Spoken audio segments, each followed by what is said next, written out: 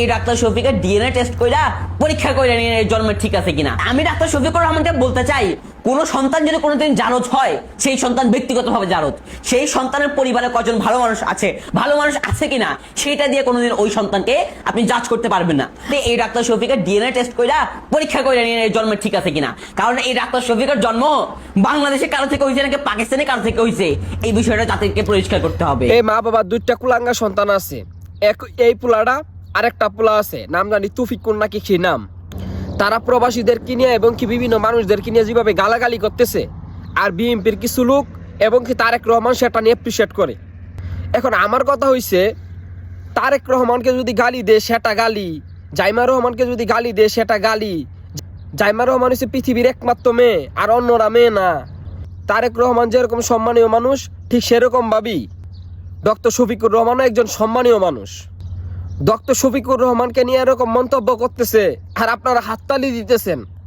Doctor Shafiqur রহমানের জন্ম পরিচয় উঠাইতেছে, একটা বার চিন্তা করুন আপনারা।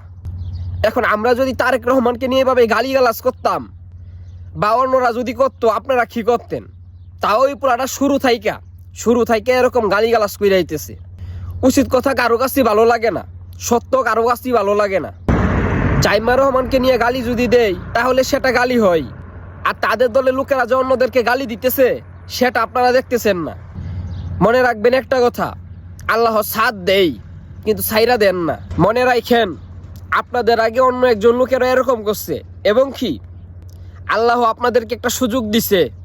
আল্লাহ ভাবতেছে মায়ের মরুভূত খাইছে, এখন মনে হয় শিক্ষা হইছে, কিন্তু না, কথা হয়েছে কুত্তার লেজ কখনো সোজা হয় না, সেটারই প্রমাণ দিতেছেন আপনারা।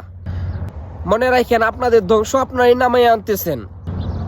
তারেক রহমান স্যার, আপনাকে বলতেছি, আপনার দলের লোক যারা এসব কাজ করতেছে অতি দ্রুত তাদের বিরুদ্ধে পদক্ষেপ নেন, আর না হয়তো বললামই তো, আল্লাহ সাথ দেয় কিন্তু ছাইরা দেন না।